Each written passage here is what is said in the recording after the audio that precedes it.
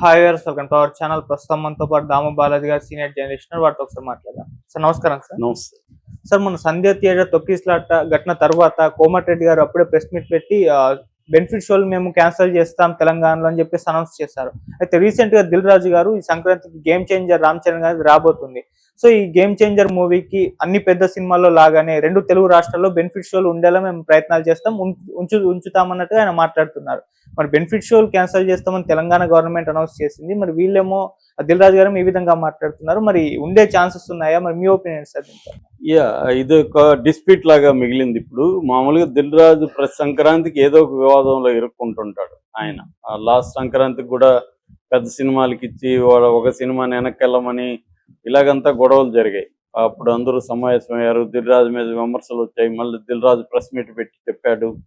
అంతకుముందు కూడా వారసుడు సినిమాకి తమిళ సినిమా, అది తెలుగు ఈయన ప్రొడ్యూసరు.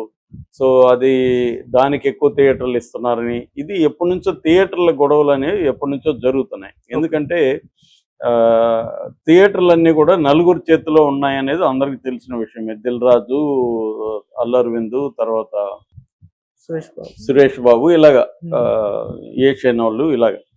అయితే ఇక్కడ ప్రాబ్లం ఏంటంటే దీనివల్ల ఒక లాభం కూడా ఉంది. వీళ్ళు కానీ తీసుకొని నడపకపోతే థియేటర్లన్నీ కూడా, ముఖ్యంగా సింగిల్ థియేటర్లు ఎప్పుడో చచ్చిపోయాయి. అవన్నీ రియల్ ఎస్టేట్ మాల్స్ అయిపోయాయి. వీళ్ళు నడపబట్టే అవి సర్వైవ్ ఉన్నాయి. ఆ మేరకు అది పాజిటివ్ అంశం. అయితే నెగిటివ్ అంశం ఏంటంటే రిలీజ్ అప్పుడంతా కూడా వేరే సినిమాలకి ఇవ్వరు వీళ్ళ సినిమాలకి చూసుకుంటే. ఇదంతా వ్యాపారం. ఇంకా వ్యాపారంలో మనం న్యాయము నీతి ఇవి మాట్లాడడానికి, లీగలా కాదనేది మాత్రం మాట్లాడాలి తప్ప వ్యాపారానికి వెళ్ళి ఇది న్యాయం కాదురా బాబు, ఇది అన్యాయం అంటే కుదరదు అక్కడ. కాకపోతే ఏంటంటే ఈ సినిమా ఇండస్ట్రీలో లీగల్గా అంటే కుదరదు. ఎందుకంటే ఇవన్నీ ఒకరికొకరు కాంపిటీషను వ్యవహారాలు ఉంటాయి. ఇప్పుడు ఏంటంటే పెద్ద బడ్జెట్ సినిమాలు అయిపోయినాయి. దాంట్లో లాభాలు వచ్చినా అదే రీతిలో ఉంటాయి, నష్టాలు వచ్చినా అదే స్థాయిలో ఉంటాయి. అందువల్ల ప్రతి దాంట్లో దిల్ రాజు ఇది అవుతాడు. అయితే దిల్ రాజు కాంగ్రెస్ గవర్నమెంట్లో దిల్ రాజుకి మంచి ఇది ఇచ్చింది. దిల్ రాజు కూడా బేసిక్గా ఆయన వెంకటరమణారెడ్డి అనుకుంటా ఆయన పేరు. సో రెడ్డి, సో రేవంత్ రెడ్డి తనకి మంచి పదవి ఇచ్చాడు. తెలంగాణ ఫిల్మ్ డెవలప్మెంట్ కార్పొరేషన్ చైర్మన్గా ఆయనకి పెట్టారు. సో ఈ క్రమంలో ఇప్పుడు ఒక వివాదం ముందుకు వస్తుంది. అదేంటంటే సంక్రాంతికి 3 సినిమాలు రిలీజ్ అవుతుంటే తెలుగులో 3 కూడా దిల్ రాజు సినిమాలే. ఒకటేమో గేమ్ చేంజర్, అది 350-400 కోట్లు బడ్జెట్, శంకర్ రామ్ చరణ్ సినిమా. రెండోదేమో సంక్రాంతికి వస్తున్నాం, వెంకటేష్ సినిమా. తర్వాత మూడోదేమో డాకు మహారాజ్, బాలకృష్ణ సినిమా. డాకు మహారాజ్ సితారా వాళ్ళది, కానీ ఈయన డబ్బులు ఉన్నాయని చెప్తున్నారు. నాదే అది కూడా అని దిల్ రాజు అనౌన్స్ చేశాడు. ఇప్పుడు ప్రాబ్లం ఏంటంటే 3 అంటే వాళ్ళ సినిమాలే వాళ్ళ కాంపిటీషన్లకు తీసుకెళ్తున్నట్టు. 10వ తేదీ నుంచి వరుసగా అవి రిలీజ్ అవుతాయి. సో అందుకని థియేటర్లు ఒకటి, వేరే సినిమాలు రిలీజ్ కావడానికి ఇబ్బంది అవుతుంది. 3టికి దిల్ రాజే కాబట్టి దిల్ రాజు అడ్జస్ట్ చేయాలి థియేటర్. ఇప్పుడు ప్రాబ్లం ఏంటంటే పెద్ద సినిమాల బిజినెస్ మోడల్ ఎలా ఉంటుందంటే వాళ్ళు ఎక్కువ డబ్బులు పెట్టేస్తారు కాబట్టి ఒకవేళ ఫ్లాప్ అయినా హిట్ అయినా డబ్బులు వెనక్కి రావాలి.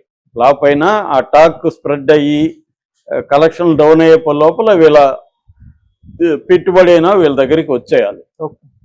దానికి ఏం చేస్తున్నారు ప్రతి ఒక్కరు ఇవాళ పెద్ద సినిమా వాళ్ళు, నెంబర్ ఆఫ్ థియేటర్స్లో రిలీజ్ చేయడం, ఫస్ట్ 1 వీక్ కలెక్షన్లు పెంచుకోవడం, ఫస్ట్ 1-2 డేస్ బెనిఫిట్ షో అని, స్పెషల్ అడిషనల్ షోస్ అని పెంచుకోవడం.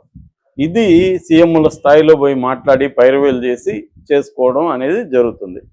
మొన్న కూడా అల్లు అర్జున్ సినిమా పుష్ప 2 కూడా అదే విధంగా బెనిఫిట్ షో పెట్టుకున్నారు. ముందు రోజు 4వ తేదీ 9:30 గంటలకు బెనిఫిట్ షో వేశారు. అక్కడి నుంచి ఇంక వరుసగా షోలు వేసుకుంటా వెళ్ళారు. బెనిఫిట్ షో వల్ల ఏమవుతుందంటే టికెట్ రేట్లు అబ్నార్మల్గా పెట్టుకోవచ్చు. 800-900 పెట్టారు. అది ఒక 2000-3000 వరకు కూడా అమ్ముడుపోయిన సందర్భాలు ఉన్నాయి. అందువల్ల ఒక్క బెనిఫిట్ షోలోనే పుష్ప 2కి 10 కోట్లు వచ్చేసాయి. అంటే ఒక్క షోకి 10 కోట్లు వచ్చేసాయి. సో అలాగా వాళ్ళ డబ్బులు మ్యాక్సిమం ఎలా లాగాలి, ఎంత క్విక్గా లాగాలి, ఈ 2 కండిషన్లు అనేవి వెరీ ఇంపార్టెంట్. అందుకని వీళ్ళు రకరకాల పద్ధతులు, త్వరగా డబ్బులు లాగాలి, మ్యాక్సిమం ఎక్కువ డబ్బులు లాగేసేయాలి. ఈ ఫస్ట్ 2-3 daysలోనే డబ్బులు 3 రోజుల్లో మ్యాక్సిమం రాగాలి. అందుకని మనం పుష్ప 2 చూస్తే ఫస్ట్ రోజు కలెక్షన్ ఎంత, దానికి 294 కోట్లు. It's record. ఎందుకంటే అది దాదాపు 12,000 థియేటర్లు, 80 దేశాలు ఈ స్కేల్లో రిలీజ్ అయింది. బెనిఫిట్ షోలు, తర్వాత అడిషనల్ షోలు, టికెట్ రేట్లు పెరగడము, ఇవన్నీ దానికి కలెక్షన్లు వచ్చాయి. అంటే విపరీతంగా హైప్ క్రియేట్ చేయడం, థియేటర్లు విపరీతంగా నెంబర్ ఆఫ్ థియేటర్స్ పెంచేయడం, నెంబర్ ఆఫ్ కంట్రీస్ పెంచేయడం, బెనిఫిట్ షోలు వేసుకోవడం, అడిషనల్ స్క్రీన్లు వేసుకోవడం, అడిషనల్ షోలు వేసుకోవడం, తర్వాత రేట్లు పెంచుకోవడం. ఇది ఇప్పుడున్న రెవెన్యూ మోడల్ జరుగుతున్నది పెద్ద హీరోల సినిమాలు. వాళ్ళని మనం ఏం అనడానికి లేదు, ఎందుకంటే వాళ్ళు అంతంత డబ్బులు పెట్టి ప్రేక్షకులకి ఒక గొప్ప ఎక్స్పీరియన్స్ థియేటర్లో ఇవ్వడానికి వాళ్ళు ట్రై చేస్తున్నప్పుడు దాన్ని మళ్ళీ వెనక్కి తీసుకోవాలి కదా. ప్రొడ్యూసర్ సర్వైవ్ అవుతాయి కదా నెక్స్ట్ సినిమా తీయడానికి. సో ఈ మొత్తంలో ఏంటంటే హీరోలే బాగుపడుతున్నారు. హీరోలు మళ్ళీ వాళ్ళని అడిగితే మేము 3 ఏళ్ళు దీని మీద పెట్టి 300 కోట్లు తీసుకుంటే తప్పేందని అల్లు అర్జున్ అడుగుతాడు. ఎందుకంటే 3 ఏళ్ళు దాని మీద పెట్టాడు కదా. 3 సంవత్సరానికి 100 కోట్లే కదా అతనికి వచ్చింది. అదే సంవత్సరానికి 4 సినిమాలు చేసిన ఆయనకి డబ్బులు 200 కోట్లు వస్తాయి కదా 50 తీసుకున్నా. కాబట్టి ఆయన నా టైము నా ఇది పెట్టాను కాబట్టి నేను 300 కోట్లు తీసుకుంటే తప్పేంటని అతనికి ఉంటుంది. ఎవరి లాజిక్లు ఎవరి పాయింట్ ఆఫ్ వ్యూ నుంచి మనం ఆలోచిస్తే వాళ్ళ పాయింట్ ఆఫ్ వ్యూ నుంచి వాళ్ళ లాజిక్లు కరెక్టే కావచ్చు. సో అందుకని ఏమవుతుందంటే దీనివల్ల ఏమవుతుందంటే ప్రజల మీద భారం ఒకటి పడడం, రెండోది థియేటర్లో బెనిఫిట్ షోల వల్ల విపరీతంగా జనం వెళ్ళి మొన్న ప్రమాదం జరగడం, ఒక ఆమె చనిపోవడం, ఆమె పెద్ద వయసు కూడా కాదు పాపం, చిన్నపిల్లలు 9 ఏళ్ల బాబు, 6 ఏళ్ల పాప, అలాగా 7 ఏళ్ల పాప, అలాగా ఉన్నారు వాళ్ళు. సో ఆ చిన్నపిల్లల తల్లి భర్తకు కూడా లివర్ దానం ఏదో చేసిందని చెప్తున్నారు. భర్త ప్రాణాన్ని కాపాడి తన ప్రాణం కోల్పోయింది. సో ఆ బాబు కూడా వెంటిలేటర్ మీద ఆక్సిజన్ ఇస్తూ ఉన్నారు, నిన్ననే కళ్ళు తెరిచారని చెప్తున్నారు.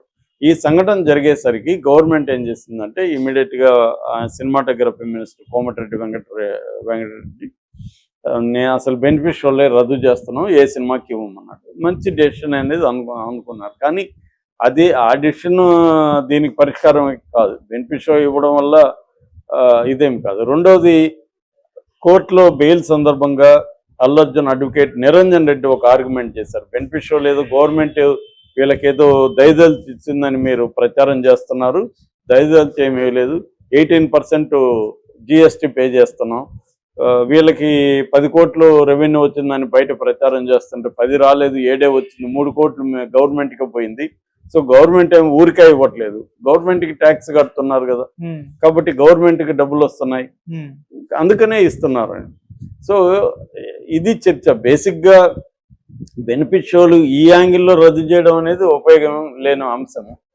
ఒక సినిమాకి ఇచ్చినప్పుడు ఇంకొక సినిమాకి ఎందుకు రిజెక్ట్ చేస్తారు? సో ఇప్పుడు ఏమో జరుగుతుంది, ఒక పక్క కోమటిరెడ్డి వెంకటరెడ్డి ఏమో అనౌన్స్ చేసేసాడు నేను ఇవ్వనని, దిల్ రాజు ఏమో బెనిఫిట్ షోలు ఉంటాయి అని చెప్తున్నాడు. మరి ఎవరు పవర్ఫుల్ ఇక్కడ? దిల్ రాజు పవర్ఫుల్లా, కోమటిరెడ్డి వెంకటరెడ్డి పవర్ఫుల్లా? మామూలుగా తీసుకుంటే కోమటిరెడ్డి వెంకటరెడ్డి పవర్ఫుల్, ఎందుకంటే ఆయన సినిమాటోగ్రఫీ మినిస్టర్, ఆయన అనుకున్నది జరగాల. కానీ దిల్ రాజు డైరెక్ట్గా రేవంత్ రెడ్డితో ర్యాప్ ఉంది కాబట్టి రేవంత్ రెడ్డిని కన్విన్స్ చేస్తే రేవంత్ రెడ్డి చెప్తే కోమటిరెడ్డి కూడా వినాల్సి వస్తుంది. కోమటిరెడ్డికి ఏమి దీంట్లో పెద్ద ఇగో ప్రాబ్లం లేదు, ఆయనకు పోయేదేం లేదు. బెనిఫిట్ ఏదో ఆ సందర్భంగా అనౌన్స్ చేశాడు. మళ్ళీ ఈసారి గట్టి చర్యలు తీసుకుంటాము, హీరోలు వెళ్ళకూడదు బెనిఫిట్ షోలకి, ఇవన్నీ చెప్పి మళ్ళీ వదిలేయచ్చు. లేకపోతే అంత ధైర్యంగా చెప్పడు కదా దిల్ రాజు, ఎందుకంటే 3 సినిమాలు ఉన్నాయి.